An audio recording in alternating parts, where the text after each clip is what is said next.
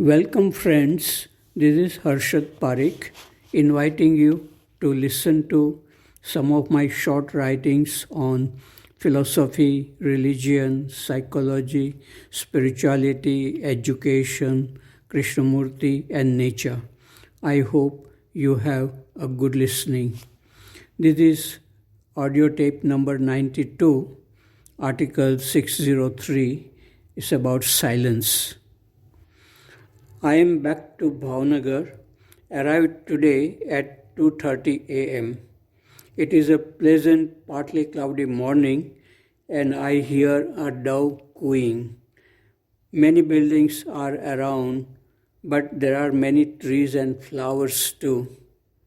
There was a workshop retreat at Sayadri 2 days ago about the holistic living. A lawyer who came to know about Krishnamurti few days ago also came for the retreat. On the very first day of the retreat, he fainted. He found the silence after chanting of devotional songs unbearable. He had lived a busy life in a big city and was never alone. Silence can be very frightening for people who are used to noise in the city and noise in the mind. But silence is healing for the body and the mind for people who love to be alone. Article number 604. It is word is not the thing. Unintelligent people give too much importance to word and not the thing for which the word exists. The word Durga is not the goddess Durga. If somebody makes unpleasant remarks about Durga, does the goddess get hurt?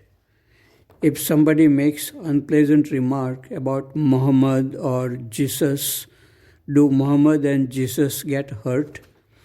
Intelligent people understand the difference between the word and the thing. Unintelligent people do not understand this difference, and so they get hurt and begin to fight. They think that they can protect their gods, goddesses, and prophets by fighting, by becoming violent. Gods, goddesses, and prophets need no protection from unintelligent and violent people. So many wars human beings have fought only because they gave so much importance to word, the symbol, and not the reality behind the word. Article number 605. It is about non-verbal looking. I met this student just by chance as he was passing by the guest house at Krishnamurti Center, Rajghat, Varanasi. I did not know him as I did not teach him. He said, "Hello Parekh sir, what are you doing here?" He is Prayag Barua from Sayadri School, ICSE 2008. He has his own business and is visiting Varanasi to attend some conference. I took him to the school assembly, which he enjoyed, seeing students and teachers and listening to some beautiful songs about Holi by well-known singers. Later on, we had an interesting dialogue about how we look at things around us and how we see our own mind. I doubt if he had such dialogue with anyone before. He could understand and articulate well his questions. In looking at our own mind, there is no division between the subject and the object. The mind is looking at itself. Such division can also end while looking at a tree or a human being. In such looking, there is non-verbal beauty and love. Article number 606. It is about highway. Very rarely I go to see films in theaters. I do not need to watch films and television programs. The film is going on within me in the form of thoughts, feelings, and images. I can create my own film if I desire.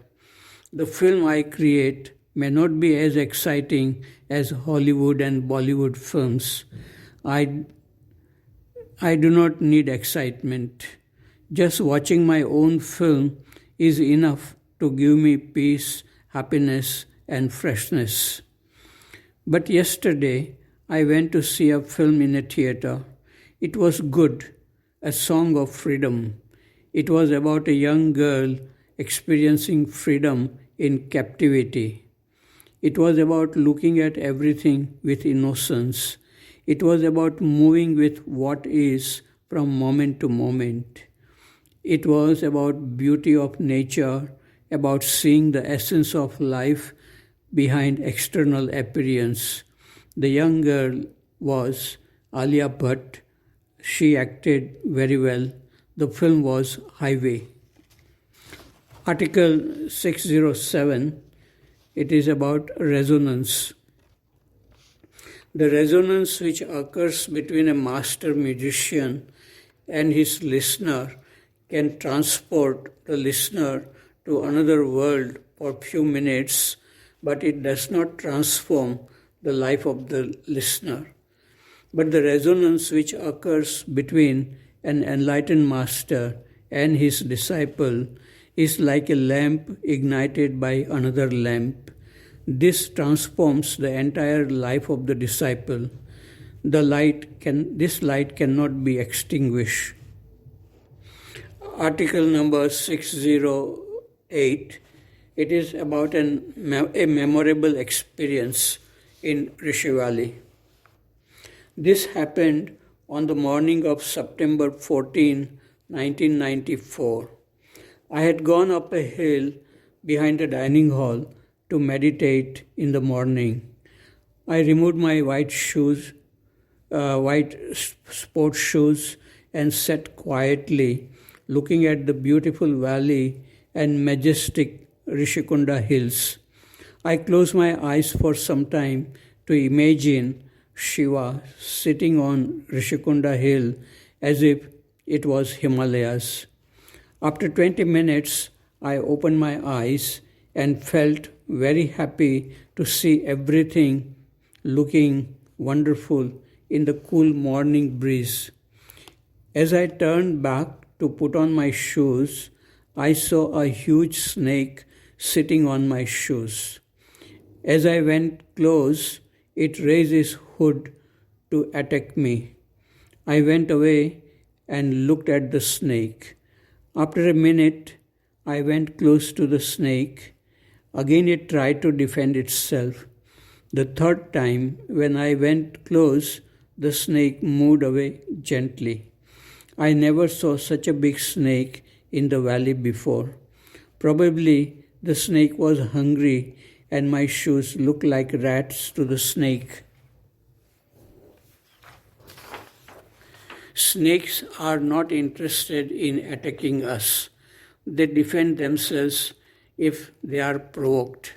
In Indian mythology, the snake represents the awakened energy, Kundalini, residing in the head of Shiva.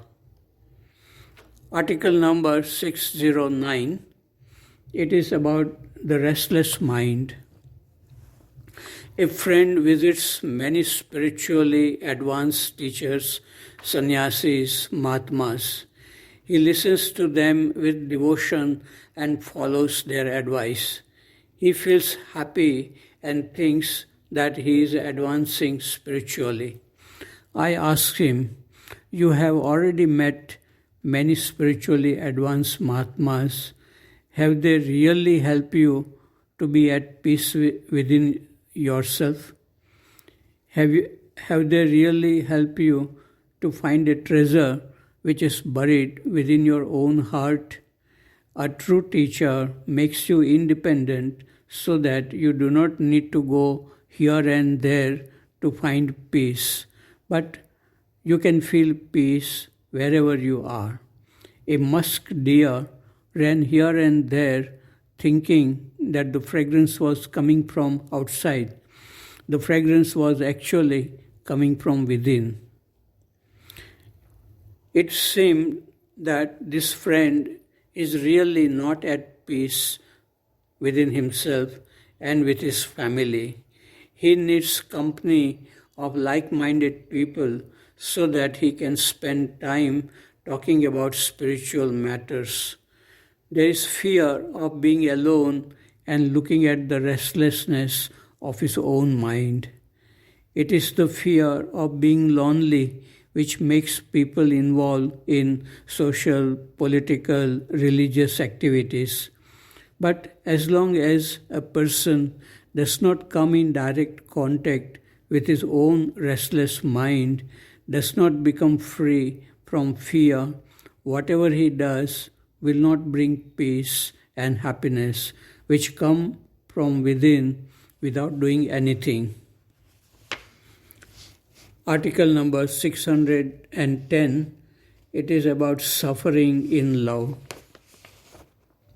Radha's love for Krishna was not at physical level. She suffered so much in remembering Krishna that her beauty faded with grief. Krishnamurti would ask, can there be suffering in love? Love is a purifying process and it opens up the hidden layers of the self. Without freedom from the self, there can be attachment but not love. There is a sensitive song sung by Muhammad Rafi describing Radha's love for Krishna. Yesterday I watched an old film, Jogan, made in 1950 and starring Nargis as a Jogan, a spiritual seeker, and Dilip Kumar as an atheist. But attachment develops between them, creating much suffering because of their different conditioning. Nargis is beautiful and acts well. There are bhajans of Mirabai in this film, sung by Jyotika Roy. It is a deeply moving film for me. Young people may fail to understand why these two lovers create so much suffering for themselves. Without going through the fire of suffering, can there be purity in the mind?